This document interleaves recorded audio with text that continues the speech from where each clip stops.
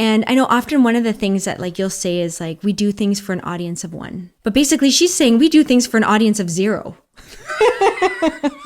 Sometimes I'm wrong. Welcome back, everybody. Today is Wednesday is it the 3rd week of Lent? Yeah. I have no idea.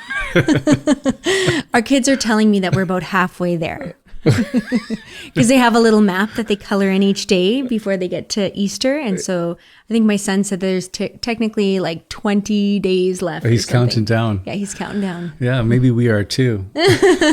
So, how's it gone, Janelle, the last couple of days? I think people would be interested to know. We've had some interesting things happen. Yeah, I feel like since the week leading into Ash Wednesday, I've been brought kids to the doctors probably like 6 times, which is incredibly unusual. Like I feel like we rarely need to make doctor visits, but we've had a series of weird, unexpected things pop up with our kids. Yeah. But in some ways it doesn't come to a surprise to me because I find whenever we do these online series, there's always something that seems to pop up. 2 trips to the emergency? I went to the hospital 2 different times, with 2 different children. And then I think I did 3 separate trips to just the walk-in clinic. Boy. And then we had the incident with Maria's hair catching on fire at Stations of the Cross. And this is really unusual because we've never been to the emergency, for example, in our family. Well, or once, we did once. Our son cut his finger with a pocket knife. And it was a long weekend. Now someone's going to say, you guys are such bad parents. Hey, we know we're not perfect, okay? Okay, so last video we spoke about how we should act in a way that doesn't attract attention to ourselves. And now Father Fernandez says we should not give ourselves any attention either.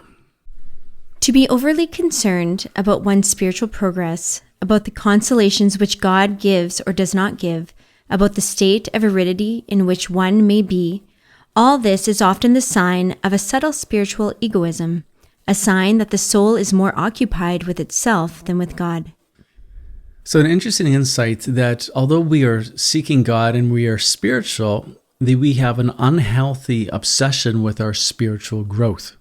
So it's always a self-referential type of spirituality where we're saying, how am I doing? Am I progressing? And Father Fernandez is saying that's not necessarily healthy. If we're always taking stock of our spiritual progress and obsessively worrying about it or trying to identify exactly where we are in our spiritual growth, what we're trying to do is really control our walk with God. And yes, we have to be responsible when we examine our conscience and we do what we should. But I think what he's talking about is this obsessive evaluation of oneself. This might be a little tangent, but I know that in our past, we have been greatly blessed by ministries that have offered, I guess you would call it, an inner healing type of ministry.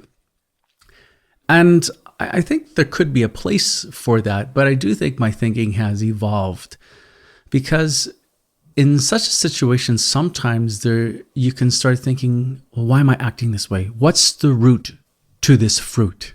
And you're always looking into yourself. And sometimes that can unnecessarily disturb one's soul because we should be focusing on Jesus. Now, I'm not saying that this doesn't have a place, but I am evaluating my thinking definitely in this area that we can have an unhealthy obsession with our spiritual walk instead of saying, Jesus, I'm in your hands. Look after me. I'll go to confession. Mm-hmm. I'll have a Marian devotion. I will do all the things a faithful Catholic should do. Everything else is up to you. What do you think of that? We haven't talked about this. Well, it's interesting because I think we've had a few recent conversations with people where we've heard varying opinions, where we know people who absolutely love, attending retreats and things where there's lots of deep inner healing. And then other people who think like, just get yourself to confession on a regular basis and the Lord will heal you in that way. And that's definitely true too. But I think I've seen people's growth in their relationship with Christ and in just their personal holiness through different ministries. So I think there is definitely a place for it. We must learn to forget ourselves, to hide from ourselves by refusing to examine too minutely what is happening within our soul and by not attaching too much importance to it. So what stood out to me in this was, because I think sometimes we can just focus so much on like our spiritual growth. I need to like get to the next retreat. I need to do the next, spiritual practice. But then it kind of can actually take us away from our duty.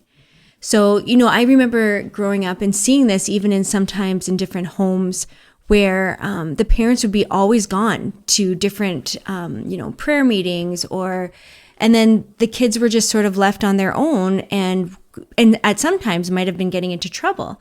And so I think sometimes we need to just remember, like, where is God calling us and what is his will for our lives? So I don't know. That's just what stood out to me. Like, I think all these things are really beautiful, but I think we also need to remember our priorities and where God is calling us to be in that moment. No one can succeed in turning away from himself unless he concentrates all his attention on the object of his love. So how do we get over ourselves? Father Fernandez then talks about a positive and a negative way of turning away from oneself after this writing. And he says that we just can't stop thinking about us. That needs to be replaced by something. And I'll give you a clear example of how it's hard to stop your thinking. If I gave you the task of not to think about a pink elephant, what are you going to do? You're going to think about a pink elephant. But you guys say, I got to stop thinking about a pink elephant because I'm not supposed to think about a pink elephant, and I'll stop imagining that pink elephant. I'll start daydreaming about that pink elephant. I will get this pink elephant out of my mind. The whole while, you're reinforcing the image of the pink elephant. So you can't stop now thinking about the pink elephant. What you need to do to get rid of the pink elephant from the imagination is start thinking about the gray elephant. And so it is with the spiritual life. We have to stop thinking about ourselves, not by telling ourselves, I'm not going to think about myself, but by placing our hearts and our minds on Jesus. That he becomes the number one preoccupation of our thoughts and our minds, our imaginations, our desires. That's how you start getting over yourself. Saint Thérése of the Child Jesus said, "If the good God himself were not to see my good deeds, which is impossible, I would not be disturbed. I love him so much that I would want to please him without his knowing that it is I who am doing it." So I just think that's really beautiful, because often I feel like we're motivated by the fact that, God sees all. I like, if I'm ever like, oh, is this worth doing? It's like, well, God sees. But basically Saint Therese is saying, like, even if God didn't see, I would be so happy to still do it because I love him so much. And I know often one of the things that like you'll say is like, we do things for an audience of one, right? But basically she's saying we do things for an audience of 0. Sometimes I'm wrong. Thanks. I see your point. But I am grateful though at the same time that we know that God does see everything. It's the same quote that stood out for me. And because it gets to the purity of intention. And so I thought about the example of being upstairs. Let's say you're in the pantry and Pascal dumps all the cereal on the ground in the kitchen. You don't know. So in that moment, what do? I know that you're going to be in that pantry for a brief moment of time, maybe a minute or two, whatever it is, and you're going to come out. So do I quickly and efficiently clean up the cereal and you never find out? Or do I laboriously and slowly clean up the cereal, knowing that if I slow down the task, you're going to come around the corner and see, oh, you're such a wonderful husband.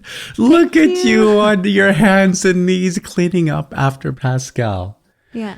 And then knowing that you're going to see that, you will be pleased with that. And maybe then I'll get a kiss or two later down the day. So the purity of intention here, I think, is highlighted. Obviously, my intention is not pure if I do the task slowly for the sole purpose of you coming around the corner to be noticed. It's selfish. So then I think of my relationship with Jesus. Would I do the same things that I do if he would never see or know? And obviously, to the degree that I am hesitant to say yes, reveals the lack of the purity of intention. Friends, thank you so much for watching. We appreciate your time and that you journey with us. I do have a question for you. Have you been blessed by these videos? If you have, would you consider helping us bless other people by becoming a monthly financial supporter?